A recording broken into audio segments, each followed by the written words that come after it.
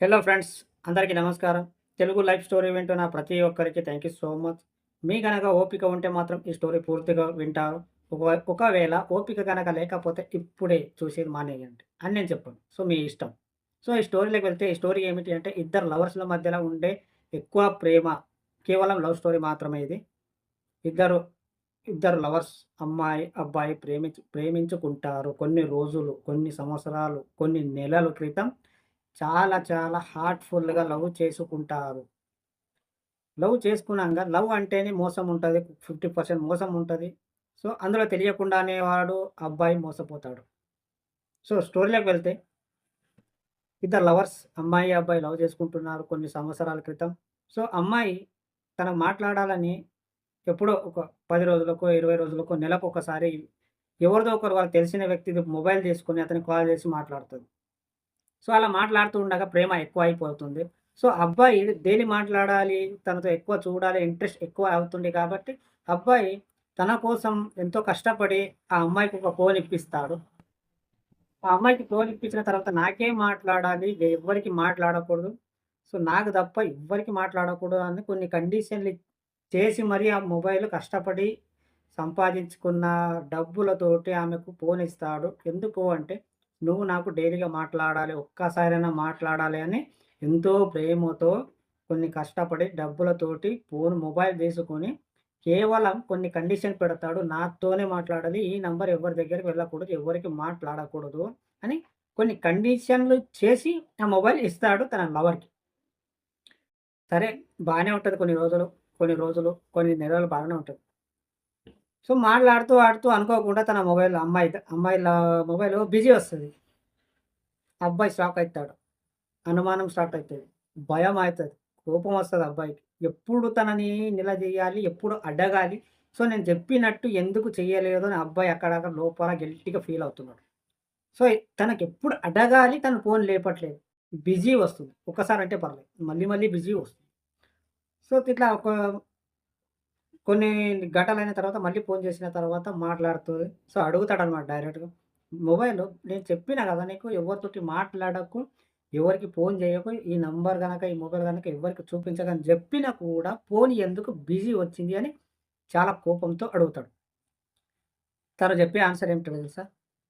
లేదు, వాళ్ళ ఫ్రెండ్‌కి ఎవరో వాళ్ళ అన్న మాట్లాడుతున్నానో, తమ్ముడు మాట్లాడుతున్నానో, వాళ్ళ ఎవరికో ఇష్టమైన వ్యక్తికిచ్చి వాళ్ళ బ్రదర్‌కి మాట్లాడుతానో ఇట్లా ఏదో ఒకటి చెప్పింది. సో, అది నిజమా?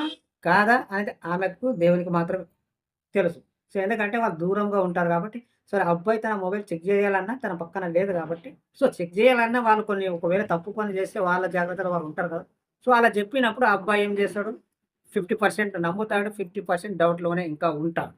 సరే పోనీలే అని వదిలేస్తాడు. ఒకసారి మంచిగా చెప్తాడు వినదు. మళ్ళీ కొన్ని రోజులైన తర్వాత మళ్ళీ బిజీ వస్తది. మళ్ళీ వాళ్ళ అన్నతోనో, ఎవరితోనో కూడా చెప్తాడు. సో, వానికి కోపమొస్తది. కోపమొచ్చిన తర్వాత ఇలా అయితే కాదు అని ఏం చేస్తాడు, తన దగ్గర సరే ఒకసారి ఇట్లా మీట్ అవుదామని మీట్ అయ్యి, తనకు తెలియకుండానే ఒక మొబైల్ తను ఏదైతే కష్టపడి మొబైల్ ఇచ్చాడు కదా! అది నా మొబైల్ నాకవసరం లేదు. నా మొబైల్ నాకిచ్చేసేయి. నీకిష్టం వచ్చినప్పుడే మాట్లాడు. నా మీద లవ్ ఉంటే నువ్వు ఎవరిదైనా అప్పుడు ఎలా చేస్తుండేవో ఫోను ఇప్పుడు కూడా అలాగే చెయి. సో, నా మొబైల్ నాకిచ్చేసేయి అని తను గిల్టీ‌గా ఫీల్ అయ్యి, తన మీద కొంచెం కోపంగా మాట్లాడి, గొడవలు పడి, తన మొబైల్‌ని తను తీసుకుంటాడు. నీకిష్టం ఉంటే నా మీద ప్రేమ ఉంటే నువ్వు ఫోను చేస్తావేమో, లేదంటే చెయ్యవేమో అని తనకు మాట్లాడుకొని తను చెప్తాడనమాట ఆ అమ్మాయి. సో, నేను ఫోను ఇవ్వకముందు నువ్వు ఎలా అయితే నాకు చేస్తుంటివో ఎంతో కష్టపడి వేరే వాళ్ళ మొబైల్ నుంచి, ఇప్పుడు ఏదైతే నేను మొబైల్ ఇచ్చిన తర్వాత కూడంగా నువ్వు నాకు నచ్చినట్టు నువ్వు ఉండలేదు కాబట్టి నా మొబైల్ నేను తీసుకుంటున్నా. సో, మొబైల్ తీసుకున్న తర్వాత నీకు కోపం రావచ్చు. ఒకవేళ నా మీద నీకు నిజాయితీగా ప్రేమ ఉంటే హార్ట్‌ఫుల్‌గా ప్రేమిస్తే మాత్రం నా మొబైల్ నేను తీసుకున్న తర్వాత నా మీద కోపపడకుండా ముందు ఎలా అయితే నువ్వు ప్రేమించావో అదే విధంగా ఇప్పుడు కూడా నన్ను ప్రేమిస్తావు. ఒకవేళ నేను మొబైల్ తీసుకున్న తర్వాత నువ్వు నాతో మాట్లాడకపోతే, సరిగ్గా ఫోన్ చేయకపోతే జస్ట్ నువ్వేదో టైమ్ పాస్ చేసావని, నువ్వు వాడుకోవడం కోసం ట్రై చేసావని నేను అనుకుంటా అంతే. ఇష్టం ఉంటే నువ్వు ఫోన్ చేస్తావేమో, లేదంటే లేదేమో అని ఆ అబ్బాయి కొన్ని వాళ్ళ డిస్కషన్ జరిగి అక్కడికి ఆపేస్తారనమాట. ఆ రిలేషన్స్ కొన్ని రోజులు ఒక 2, 3 రోజులు తను మాట్లాడదనమాట. అప్పుడు మాట్లాడకుండా సో, ఆ అబ్బాయి గూడంగా ఏదో తన గురించి తప్పుగానే అనుకుంటాడు. కానీ ఎవరి ముందు చెప్పుకోడు. తన గురించి ఆలోచించడము, ఉట్టిగానే తీసుకుంటే కదా! చేసేయాలన్నీ చేసి మళ్ళీ తన తప్పుగా ఆలోచించడం. సో, ఎక్కువ ప్రేమ ఉంది గాబట్టి ఆలోచిస్తున్నాడు. ఇక తన ఇష్టం ఉంటే చేస్తదేమో, లేదేమో కొన్ని 2, 3 రోజులు ఫీల్ అయ్యి తర్వాత వదిలేసాడు. తర్వాత ఒక వారం రోజులయిన తర్వాత మళ్ళీ ఫోన్ చేస్తాడు. చేస్తదామె. వారం రోజులయిన తర్వాత చేస్తే ఎందుకు ఫోన్ చేయట్లేదు తీసుకున్నావా?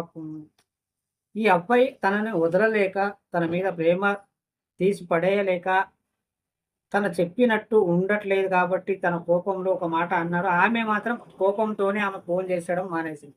వీడు గూడంగా చేయలేదు. సో, కొన్ని రోజులయిన తర్వాత మళ్ళీ ఫోన్ చేస్తే ఇక మళ్ళీ కొంచెం డిస్కషన్ జరిగింది. జరిగినప్పుడు అంతా అయిపోయింది గదా! నువ్వు మళ్ళీ నాకు నిజాయితీగా ప్రేమిస్తే మాత్రం నువ్వు ఫోన్ చేస్తావు. లేదంటే లేదా. ఒక 2, 3 సార్లు మాట్లాడుకొని మళ్ళీ తర్వాత ఆ అమ్మాయి అసలు టచ్‌లోనే ఉండదనమాట.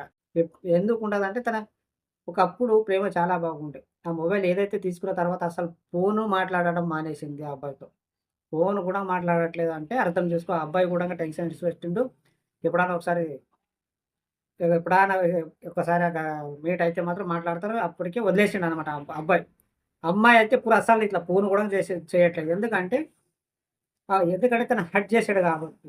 డైరెక్ట్‌గా చెప్పట్లేదు గానీ ఇండైరెక్ట్‌గా తను వీడే అర్థం చేసుకున్నాడు. ఈ స్టోరీ ఏమిటంటే ఇక్కడికి అయిపోయింది వాళ్ళ రిలేషన్ అంతే.